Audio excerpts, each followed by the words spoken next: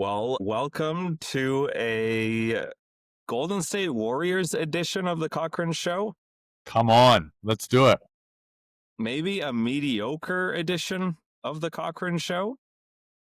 It's not like a mediocre edition. Like, we're not going to be mediocre, not by a long shot. But I think getting into the season, I think we had high hopes after that first couple of games. We were talking about championship aspirations. We were talking, are the Warriors back? We were talking about the dream run. But you know what? I had at least these exact same emotions last year when they started like 10-2 or something, and they drag you along. Then they're crap for the rest of the season. Turn it on in the playoffs. Injuries give you this false hope that if they didn't get injured, they would have won that series. We'll get them next year. And then next year comes along. And it's just a vicious cycle being a Golden State Warriors fan right now. Injury to Curry last year in the playoffs.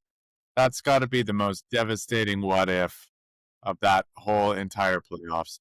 I can't see them getting over the OKC. I think it sure was OKC's year last year. But, man, I don't know if they taste the second round for a few years now. Yeah. I keep saying I'm not giving up hope on this season. Maybe that's just the type of fan that I am. Like, until they're eliminated, I'm going to have this carrot in front of me that it's like, we're okay. We're going to figure this out. We just got to get to the playoffs. But at this rate, they're the 8th seed right now. And I'm not going to lie. Watch some of the game against the Pelicans. Pelicans had no Jordan Poole. Don't think Trey Murphy might have been in. They still don't have Dejounte Murray. No Murray. The Warriors didn't have Steph Curry. And for 3 quarters, you could have thought you were watching a G League game. It was so disgusting. Brick after brick, and just chunky offense, not really able to get into your sets. Moody missing wide open shots. Pajemski, he made some shots. It was probably one of his better games, but still you can see, I think they're just thinking so much. Like, you can tell it's not a natural flow of the game for the Warriors right now.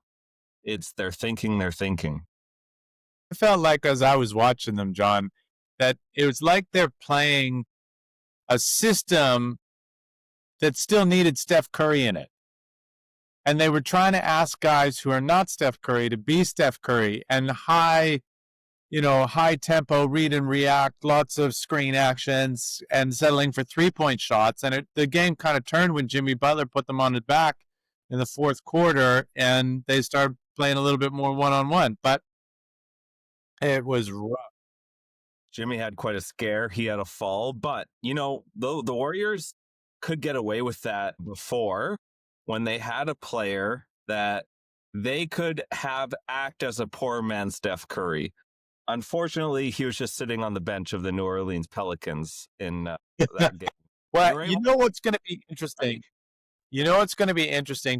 Two things. Seth Curry sounds like he's going to be signed with the Warriors. He's been practicing with the team or training at the facilities and so forth. And it sounds to me like DeAnthony Melton might come back within a week as well. So you got another 2 quality basketball players who are coming back into the lineup. But you know what? This circles back to the thing that has just been an issue for me with the Warriors over the last 3 or 4 years. Is there a height restriction for this team? Like, do they have a team height restriction that they're trying to cap? And if your salary cap is high, your height restriction is low? The amount of guys that are 3 and below on that team is phenomenal. You got Gary Payton II. You got Brandon. You've got, that meme I sent you the other day. You got DeAnthony Melton, who's shorter than Steph Curry. You're going to have Seth Curry, who's the same height. Got Buddy Hield on that same roster. You got like 5. Yeah, you got 7 or 8 guys who are 6'3" and below. Like, you might be able to get away with the 10-point win, squeezing out a 10-point win in the last 4 minutes of regulation against the Pelicans. but you're not going to do it against the Rockets. You cannot play that lineup against the Rockets or OKC or even Toronto Raptors, some of these long offensive, two-way teams. There's just no way you're just not going to get any rebounds. No, yeah. You're relying on Gary Payton II to get rebounds. Like, he's what, 6'2"? He had a great game. But don't get me wrong, like him getting a double-double and playing his heart out, you're going to get effort from him every single night. And he's kind of like the Draymond Green of the point guard world in that he plays such bigger than he actually is. He's a great guy to have on your squad. But man, you can't rely on this in a 7-game series. Come on. Like who's above the Warriors that you can confidently say, yeah, a lineup with Jonathan Kuminga playing center is going to be intimidating opponents. To be fair, Trace Jackson Davis was injured in that game, but I want to talk about D'Anthony Melton and Seth Curry coming back, and whose minutes are they going to take? So, Lorne, who is going to take? You've got Melton and you've got Curry, 2 guards. Seth Curry. We got to start saying the name, and even Seth and Steph is too similar. Little brother Curry, Seth. Whose minutes are you going to take? They got to come from somewhere. Yeah, this is a tricky one. What are you seeing so far? What are you thinking? Okay. I think my read of the room is Steve Kerr wants to play Podziemski, but I think it's becoming more and more difficult to play Podziemski. I don't know for players. I even see players becoming less patient with him. He's running his mouth. He's becoming maybe a little bit of a sore in the locker room. He's inconsistent. I mean, did you see those free throws? That is sort of okay. So he had, in a pretty key moment in one of the games, I don't think it was last game. Oh, it might have been the Pelicans. He had 2 free throws. First one goes up. I'm going to use my left hand because he's lefty. Barely hits front rim. Second one goes up. Barely hits front rim. But there's a lane violation. So he gets 3 free throws. He gets a third free throw. Bricks it off the back rim / backboard. Like, just not even close to making a free throw. He's making the wrong sort of movements in the set plays that they have. Like, I was just watching some film or some recaps of different people sort of breaking down the Warriors offense. They're not going to the right spots. They're holding the ball. Podziemski is sorry. So I could see him losing some minutes. Sorry, that was a long soliloquy. Hey, it's interesting. His post-game comments after losses this week. Who did they lose to before they were playing against the Pelicans? The Rockets. Yeah, after the Rockets. It seemed like the veterans, Steve Kerr and Pods, all had a bit of a different read to the room. Steve was kind of saying it's on him. He's got to prepare the team better. Jimmy Butler was saying, no, it's not on Steve. It's on us. We've got to execute the game plan. We're not executing the game plan. And Pods is just like, yeah, look, we tried. We tried pretty hard. And just seeing that, I was like, what's going on with this team? How is Steve Kerr of all coaches who's thrown so many players under the bus over the past couple of years not gotten after this guy unless he's the new favorite or whatever? But you've got to think that you've got Jimmy Butler, Draymond, and Steph as starters, and then you go between you have Kuminga as well when he comes back, but surely, or Moody, surely. Well, yeah, I'm trying to think of a new starting 5. D'Anthony Melton has the resume to be able to carry a lot of those minutes. And I wonder if they're hoping that he'll be able to come and be productive right off the get-go. I wonder if Seth Curry is kind of like they're hoping he'll be a step up from Buddy Hield, like a little bit more of a sharpshooter, play some spot minutes and so forth. But you're right, it gets pretty thin with a lot of these shorter players. It gives them less options of being able to go tall against different teams. Yeah. I could see a little bit of offense-defense substitution happening with him and GP2 in the fourth quarter or in key key spots. I think some of the minutes will come from GP2. Moody, I think Moody is going to be one of those players, sort of like Healed, where when he's on, he'll play, but when he's off, he'll, like Kerr seems to be doing that a little bit more. You don't have your set minutes for some of these players. It's if you're not producing and if you're making mental errors, we will put somebody else in for you. Because what is happening, Lorne, and I don't know if you've noticed, but when Moody and Pod specifically aren't making shots, it is affecting their entire game. Like, not just their talent, but their effort. They're complaining more to the refs, trying to get bailout calls, not running back on defense, not, giving it the 110% that you need. And so they're not playing their full allocated minutes because they're not reliable when they're not producing on offense. Tricky thing. How do you feel if you're Pat Spencer looking at these two guys coming in? Pat Spencer's getting some time. He's playing a little bit. I mean, how do you feel about Steph Curry saying that we got to have Pat Spencer come and bail us out? Like, that's the best that we can do? Pat Spencer, the lacrosse player? I mean, good for him. Good for him. I'm not going to knock him. He's been able to be transition to becoming a contributable NBA guy. Like, that's pretty amazing for him. But you're right. It does spell a little bit of a worrying thing for the team. I think, but yeah, man, like, how long do you hold? Like, they put so much into this 2 timeline stuff with James Wiseman, Jonathan Kuminga, Moses Moody. There's Baldwin Jr. there for a little while. Podziemski. Ryan Rollins. Yeah, Ryan Rollins, who, by the way, on the Bucks is a starter and is just playing incredible basketball over there. But, yeah, I was watching something recently and just a bit of a critique about Steve Kerr's system and just sort of doubling down on this read and react, hoping that the system that they had in place would be transferable to anybody, so long as you had a lot of high IQ guys, and kind of saying, is it time for him to be able to update the system a little bit for the team that he's got, rather than hoping the team that he's got can be adaptable to this super high IQ system. And I wonder if that becomes maybe sort of like a counter then that they can deploy in tight games or whatever, where you're like, right, Draymond, Steph, Jimmy, go do your thing. And those guys who know how to operate that system just give you 3 minutes of like nostalgic, height, peak Golden State Warriors basketball that transform the way the game has been played, right? But in between, you start running a couple more sets where you're getting Jimmy a little bit more flow, Kuminga a little bit more flow. You're utilizing some of these spot-up players so that Podziemski doesn't have to be the one who's creating on the top and taking contested threes or layups that don't make sense. Steve Kerr's obviously smarter than me, but if he's listening, shout out Steve Kerr, listening to the Cochrane Show. But it's an interesting thing.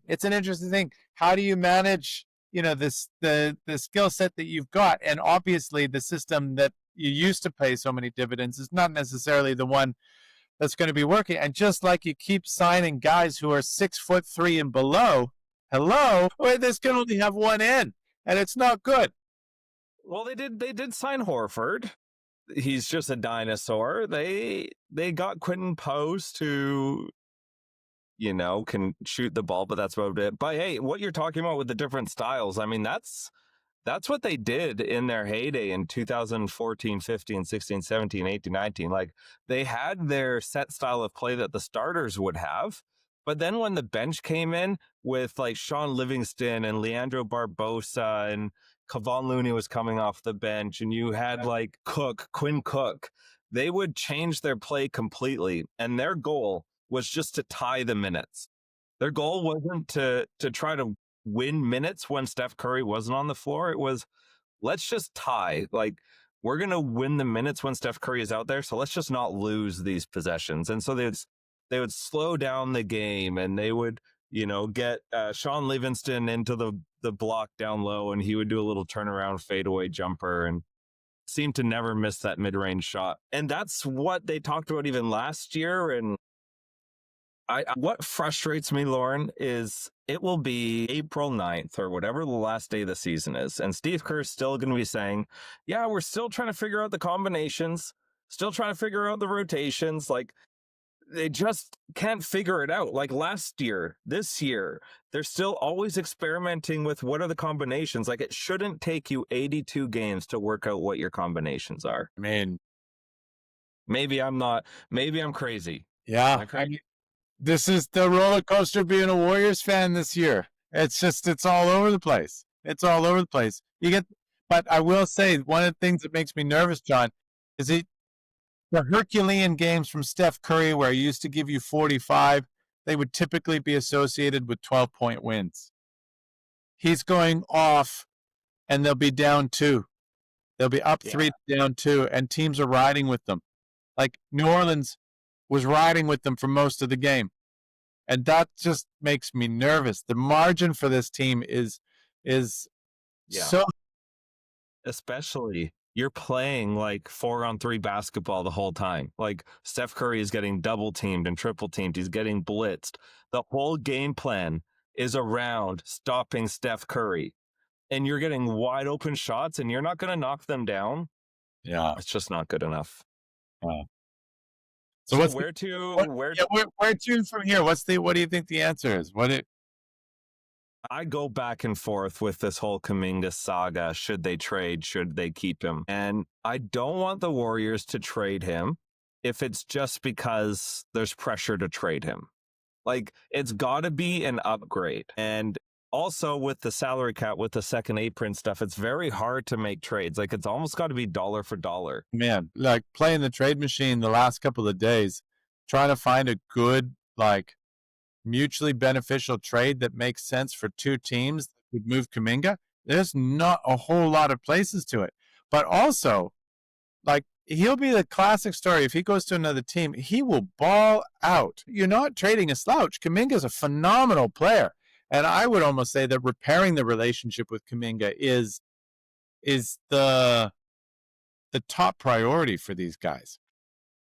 The Warriors are on average, the shortest team in the NBA. Yeah, probably the shortest and the second oldest. Good combination. Yeah, it's rough. It's rough. So with the future, here's what I think. Does a Kuminga trade for somebody move the needle where you can contend with OKC? No, 100% not. So unless you're getting assets where you're looking past this sort of era of Steph Curry, I don't really see, not that I don't see the point, but you're not moving the needle to championship.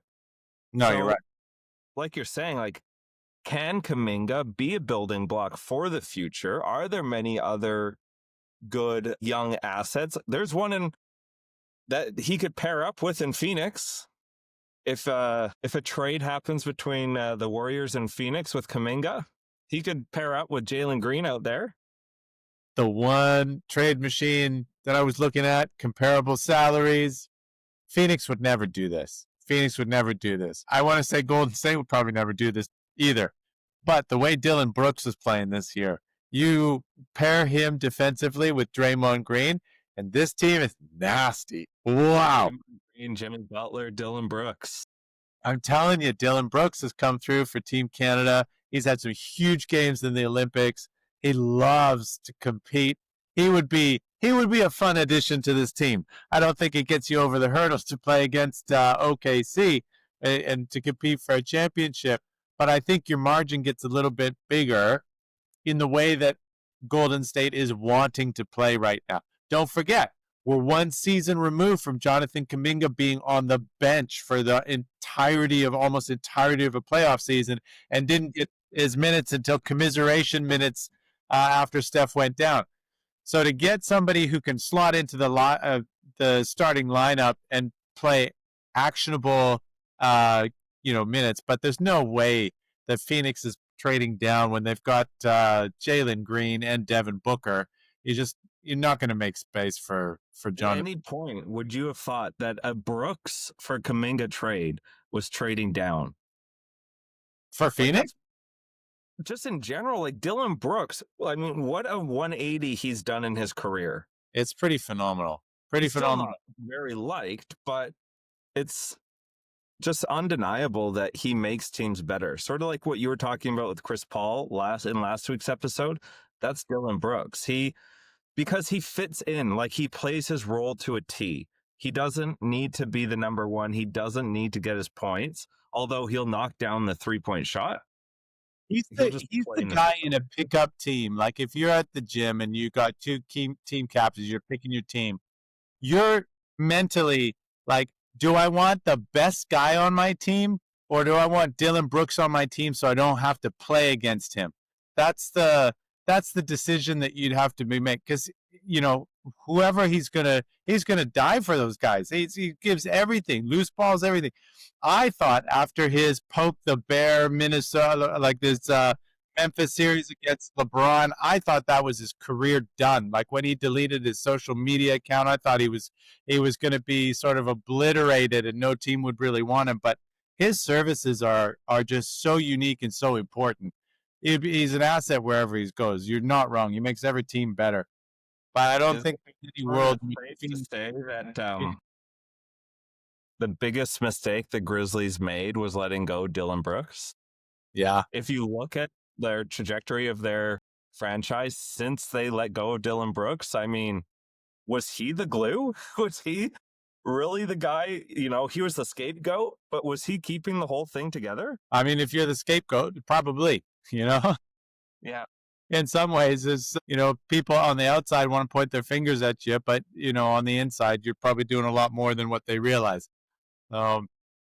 So Bill Simmons had another trade proposal, which I was intrigued by, and it was Jonathan Kuminga for Gafford from the Dallas Mavericks.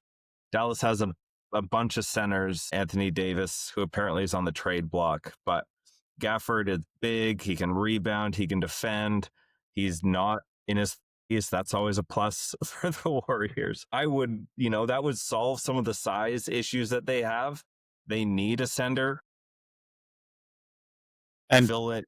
Yeah. Gafford hard out. When he's out there, he's a high energy, high effort guy that, you know, would be a good addition. But I think that's one of the things that's really tricky about this situation is that Jonathan Kuminga has been sort of like painted in this light as if he's kind of the guy that's holding the Warriors back. And I don't think it's him.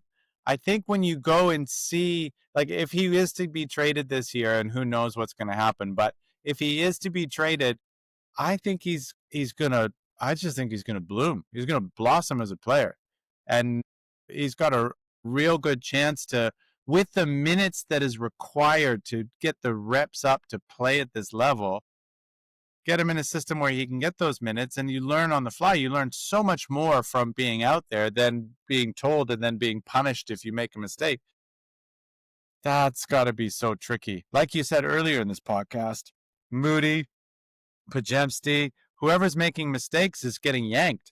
And so that's got to be in the back of your mind. You miss a couple shots and you don't take the charge like you're supposed to, or you don't, you know, you miss your assignment on defense or whatever. There's 15 minutes of extra sitting time. That's rough.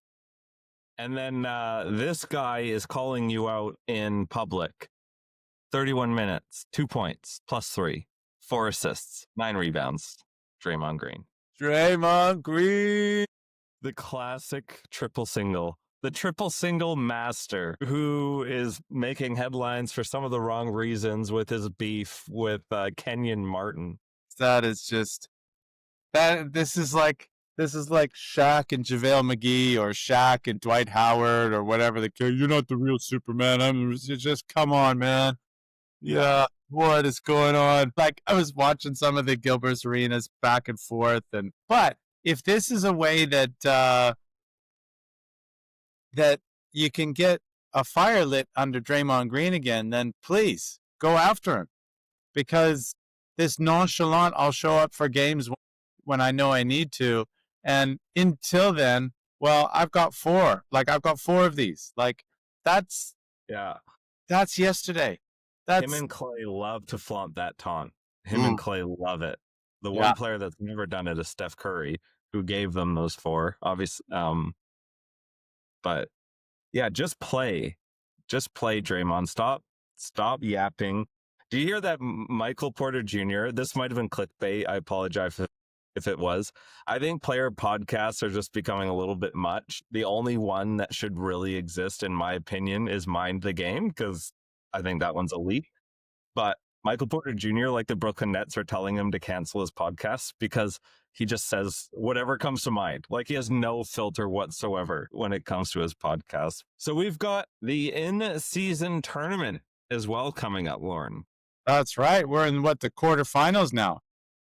That's right. And unfortunately, well, maybe fortunately, the Golden State Warriors have missed out on participating in Las Vegas for the in-season tournament. But my other team has definitely made it as the 4 seed. Phoenix Suns, baby. Phoenix Suns. Can they take down the champs? Well, yeah, I would love to just sort of touch on each game that's going to happen. So let's start with that one. The OKC Thunder, who now have J-Dubs back against the Phoenix Suns. I don't know. What are the odds on this game? I imagine that OKC is favored quite heavily. Here's something crazy. OKC's 20-1. They maintain this pace, and they are favored in every single one of their games from now to the end of the season. This could be an 80-4,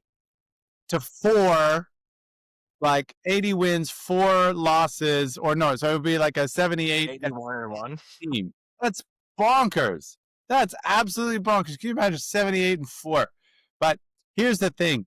I'm really enjoying the starting 5 and listening to Shai Gilgeous-Alexander and just how intensely competitive he is, but also in a wild way, like weirdly down to earth about it too. I just think that this team wants to prove undisputed that they are reigning champions, and I think that they're going to take this NBA Cup maybe a little bit more seriously than they did last year. I'm looking for them to make a statement and win this game. The Suns. I think those conversations are happening in the locker room right now, right? Like, guys, 73-9 is in reach. Do we do it? Like, are we going for this? I wonder if those conversations, because they're getting every team's best. That is circled on every team's calendar, right? It's the measuring stick game. It's either the game. Do you think they're going for it? Do you think they're going for it? I think they are. Or do you think that they're breaking it down one at a time? No, I think they're going for the record. Wow. Okay. Interesting. My opinion. Not everybody like, I could see Chet having that attitude. I could have J-Dubs. Like, they're not going to say it publicly, just like the Golden State Warriors didn't say it publicly during their 73-9 season until towards the end. By the way, that team was 20-0, I believe, in their first 20 games. So part of my resentment to this OKC is a bit of like bitterness and jealousy that they could take away one of the accolades that the Golden State Warriors have and put a cherry on top of the championship, which the Warriors weren't able to do. But I think humans, like human nature, you want to go in the record books, right? I think there's no way they're not talking about it personally. Yeah, but I almost wonder if, too, they're looking at that Golden State Warrior team. And, yeah, they did get the NBA's best record, but they didn't win the championship that year. And so I wonder for these guys, the Thunder, if you're looking at, like, the in-season tournament, you're like, well, no, we just won $50,000 per person on the team for getting into the quarterfinals. And what's it, $500,000 per person on the team if they win the whole thing? Like, let's get the 2 trophies and let the rest take care of itself and make the trophies the goals because they're the trophies. I wonder if that's the thing. And who knows? We'll see it at the end of the season. But the way that this team is constructed, by the way, I didn't realize that with J-Dub's injuries, he's ineligible for a Supermax. That's sucky. That's so, yeah, just so he won't make the games criteria this year to be in any of the end of season awards. And so he misses out on the Supermax. That's crazy. Sucky for him. Blessing in disguise for OKC. 100%. Yeah. Yeah. What I want to do, Lauren, is we're going to predict scores for these games, okay? So Phoenix Suns, OKC Thunder. Whoever gets closest will get some sort of award. So what's the score going to be? All right. I'm going Thunder 116, Suns 98. Really? Okay. And I'm going to go Thunder 135 and Suns. I was going to say, if you put Phoenix above this team, you could buy me the coffee right now. Yeah, it's a coffee. All right. So you've said 116.98. Our points differential's pretty similar. I've got a 21 points differential. Yours is a bit better. What's yours? 18? All right. Next game. Let's go Lakers Spurs. Man, the Lakers are good right now. I hate it. Yeah. I think this is this classic cool kid who just can pull it out of his butt and just win games. Drives me nuts. These guys. But what's the story with Victor Wembanyama? When is he coming back? Yeah, that's a quiet injury, isn't it? Yeah. It was a few weeks. Yeah. Yeah, I can't see it. It's both out, still out. So I don't see any updates just yet. But it looks like this will be the Lakers steamrolling it if they don't have Wemby. Yeah. Yeah, I think they're just playing so well. The culture seems to be really strong. LeBron seems to have fit in seamlessly, just allowing the offense to keep doing what it was doing. Luka's playing at an MVP level. Austin Reeves is playing at an MVP level. He's moved up to the number 5 on the MVP watch spot. Or no, yeah, number 6 or something like that. He's certainly in the conversation. Luka like 2? What's that? Is Luka 2 on that MVP list? Yeah, he was right up there. Yeah, top 3 from what I remember. But, without Wemby, the Spurs, they're just playing a little bit faster. They're still playing well. They're not, they're not losing games. They're still up there. So we've got Lakers, Spurs. What's your score prediction? Lakers, Spurs. I think that maybe like Lakers 120, 108. Man, you're giving these scores like it's 2010. Yeah, going old school. Playoff conditions. Vegas conditions, more like it. How late are they going to be out? Dominant is going to be in the clubs. All right, I'm going to go Lakers 8 to the Spurs 111. Sounds like a nice number. All right, next game. Let's talk about going over the East. We're going to go to the East. We got Magic Heat to go. We got to go to the Raptors. Let's start with the Raptors. You want to start with the Raptors? I was saving best for last. I got to stay homegrown. I know they'd lost to the Knicks tonight, but I reckon that was just getting all their intel, getting ready for this tournament game. Raptors have got to get it. I think it'll be a tighter game, low-scoring game compared to this one. So I'm going to go Raptors 108 to the Knicks 97 because defense wins championships. Wow. In the quarterfinals of the Amazon Prime in-season tournament, I believe it is now, you've got 2 teams scoring under 100 points in 2025. Yeah. The Raptors are going to smother them. Brandon Ingram is going to be all over that. No, it's Scotty Barnes, my man. Scotty Barnes, all defensive candidate. I want to ask you a question. What team is more likely to fall off, the Raptors or the Heat? I think both are playing above preseason expectations. Raptors like way above preseason expectations. Yeah, I think but I would also say that like Miami as well is playing above expectations. We didn't think that they were going to be quite as high as they are. I don't know if the Raptors will be able to sustain the number 2 spot in the East. But in the start of the year, I did have them being able to avoid the play-in tournament, and I think that they can do it. I think that they can be a top 5, top 6 team in the Eastern Conference. And if Miami goes into the play-in, I wouldn't be surprised. Yeah. So you think the Raptors will fall off a little bit, but still be in the mix, but the Heat might fall back a little bit more. All right, I've got Raptors 115, Yeah. 113. I'm going to call it Brandon Ingram game winner elbow jumper. Let's go. That happens. It does happen. It does. The Raptors are a fun team to watch this year. We the North, baby.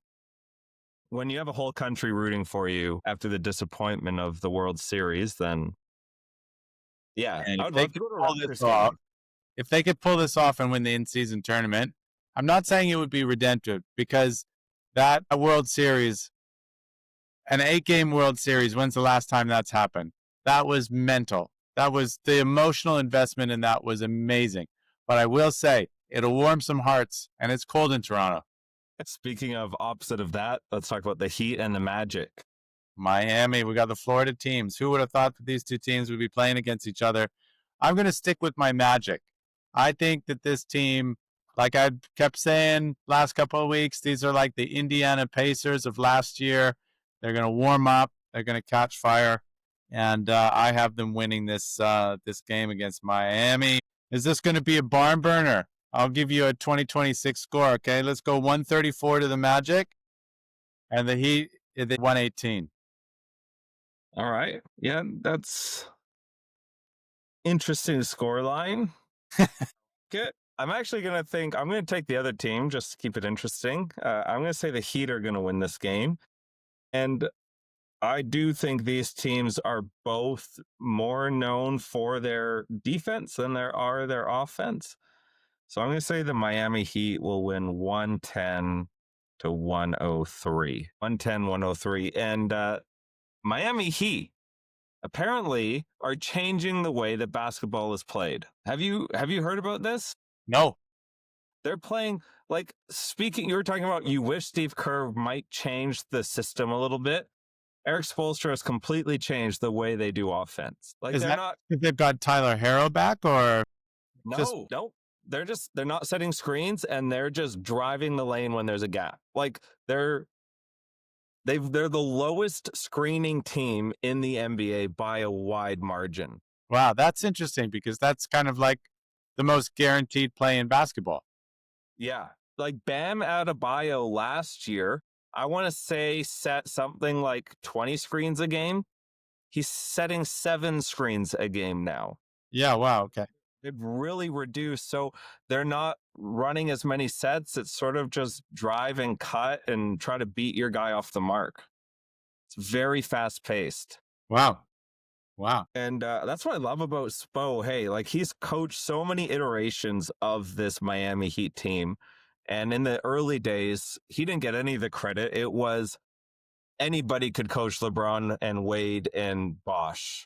Yeah, no, that's not championship. But that's, if you remember, that was the narrative, right? Like Spoelstra didn't get any of the credit, but now he's got to be the best coach. Yeah, I would say he's the best coach in the NBA. I think if there's a poll, he would be number 1. Yeah, I mean, that's a good point. We all were pretty confident in Ty Lue, but that's not really shaking out, is it? No, I was high on Ty Lue. The season's still young, but what is happening in the Los Angeles Clippers? It is grim. They do, because they can't tank. They don't have draft capital. Like they've got to win. Yeah. Kawhi Leonard in and out of the lineup. James Harden's playing fantastic, but that's about it.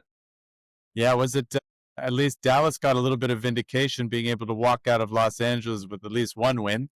That was a heartbreaker against the Lakers. Poor Anthony Davis coming back for that game. Come on, man. I know you wanted to give something to the Dallas fans to get excited about, but what a rough way to come back. Huh. Yeah. Could he come to the Warriors? Would you want him on the Warriors? But then you'd have to give up Jimmy Butler in order to get him. With the contract. No. You could give up Jonathan Kuminga, Moses Moody, and Buddy Hield. That would contractually, I think, get you there. Would you do it? I think that deal would move the needle enough if, and it's a big if, Anthony Davis was healthy. Yeah, that's the one that's... Yes, None of sorry. Was that? I was just saying none of those three are consistent contributors. Like Moody will play one good game and then have 5 horrible games. Same with Heald, except Heald won't play a good game. And I feel for Buddy. I don't know what's going on with that guy. But it's an interesting question trying to bring it up. But then you would have 3 guys on contract for $54 million on your team. It would be the craziest team set up. I don't know if there's any other team that would have like 3 guys on supermax contracts in the same team. That's bonkers. The pathway to get that done, I think that'd be crazy. Sorry, I'm just trying to look at what. So the Warriors and the Clippers sort of had a similar build going into the season, right? Old. And what do you think the oldest team to win a championship was? Putting you on the spot here. Yeah, you got to tell me. I won't know that. All of them? No, you will know. It's from 2010 and up. 2010 and up. It's not Spurs, is it? No, it's the 2010, 2011 Dallas Mavericks. Oh, Dirk and Jason Terry. Was that Jason Kidd? Was he playing on that team as well? Jason Kidd is the point guard of that team. You had Tyson Chandler playing at center. Yeah. And then number 2 was the 96-97 Chicago Bulls. Okay. Going back a little ways after that. Yeah. Well, and that's my point. It doesn't happen often? Is that what you're saying? Often. You've got like 3 players above 35. Could you imagine, like, wind that back 4 years? If you had Anthony Davis, Draymond Green, Jimmy Butler, Steph Curry, and then who would you have coming off the bench as well? GP2? Or sorry, who would be the final starting guard on that team? 4 years ago? Like no, but because on this team, but imagine it 4 years ago. Yeah. It'd be beautiful. In their prime, yeah. Just this team in their prime would be amazing. Yeah. I still don't, like I said, I still think the Warriors can get there. They are going to make the playoffs, not as a play-in. They're going to get a top 6 seed. They're going to go on a run, and we're going to be fine. Winning cures everything. You heard it here first, people. You heard it here first. No plan for the Warriors. It's declared in the 1st of December. We got it. You heard it on the Cochrane Show first. Guaranteed it. Flip it. Clip it. Put it as a short. Did you guarantee it before Draymond did? Has Draymond already guaranteed it? No, that's why I'm asking. Are you the first to guarantee it? I am the first to guarantee it. Steph Curry. By the way, before he got hurt, man, he is playing lights out. I don't like that Rockets matchup, though. The Rockets smother him. Man. And because he's a great point guard, like, he makes the right play and he gives it up, but the rest of the team just can't do anything. If there was a way to get the Rockets to play like OKC, like you'd want them to have to play OKC or Denver earlier on in the playoffs. So I don't think that's going to happen because I think that would be sort of like top 3 teams in the West. And so, yeah, you have to kind of pick your poison. Do you want to be with OKC and the Rockets on one half of the bracket, or do you want to be with Denver and whoever else on the other side of the bracket? This is where the problems are going to be like. Probably Lakers on that side too, right? Like it's the matchup with Denver for the Warriors. Yeah, but I just don't want to go Jokic more than 4 times. You know what I mean? Like, but I hear what you're saying. I think they would match up better, and that's fun because it's different styles of basketball. And I feel like a Warriors Denver series is about the art of the game, right? Like you get just such high IQ, intelligent players who play the right way. I feel like if it's Warriors against the Rockets, it turns into a street fight. Like that's kind of the way that the Rockets play. And it's a way different style of basketball. And that's where the Warriors would really have to earn it. Yeah, give me the Denver Lakers bracket any day. Yeah.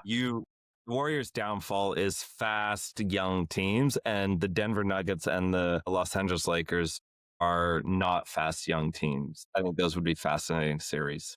Yeah, you're right. So, Lorne, as we go, are the Warriors going to make a trade? What do you think? Is it going to happen, or will they stand pat? They can't do anything until, what, January or February, right? Well, they can't do anything with Kuminga specifically till January, correct? This will be interesting. Maybe we're focusing on the wrong trade. I wonder, everybody's got all eyes on Kuminga, but would you be surprised if after everything that's kind of like bubbling over, if Pods was on the trading block, Pods and Moody? Not at all, but Pods just doesn't make enough money to make a trade worthwhile for anyone. Well, yeah. So, like, that's Kuminga. The reason why Kuminga is talked about so much is he's got the most tradable contract, and they set it up that way. Yeah. It's that's true. Yeah. In that margin. So, you know what?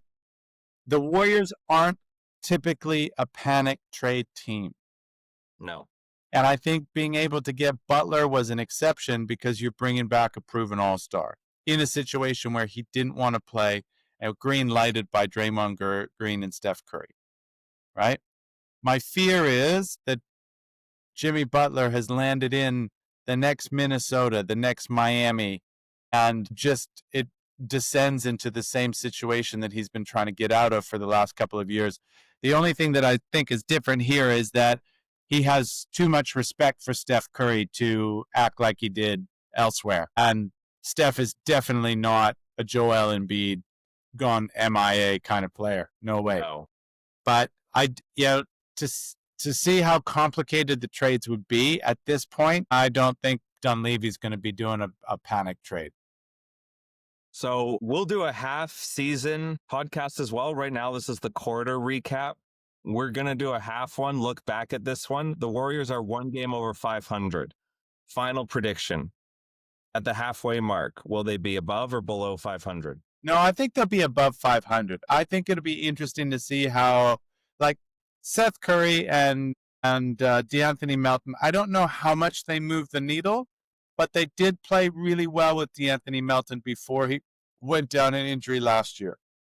And so if he can come back and be a regular contributor and help sort of stable the ship a little bit, I think they have a chance to stay above 500. They've got a wicked schedule still coming up, but I think they've gotten a lot of the tough stuff out of the way early. It'll be interesting to see what happens in the next few weeks. Well, Lorne, thanks for talking some Golden State Warriors / play-in basketball with me. Anything else you want us to talk about? No, I think I'm good. I think we're good. I don't have any other gripes. Well, we'll save those gripes for next week, eh? Maybe we can talk about some officiating next week, because I think officiating the NBA is getting a little bit embarrassing. Yeah, we'll see. Go look up the timeout call by who was it? Atlanta Hawks versus it's Nick Nurse. Nick Nurse. I don't know if you saw that the ref sort of blew the last couple seconds because Philadelphia got the ball. Nick Nurse went timeout. They didn't give him the timeout, and then they lost in overtime. So these refs. Somebody's got to do it. All right. Get out of here. Sign up for another week. We'll see you next week.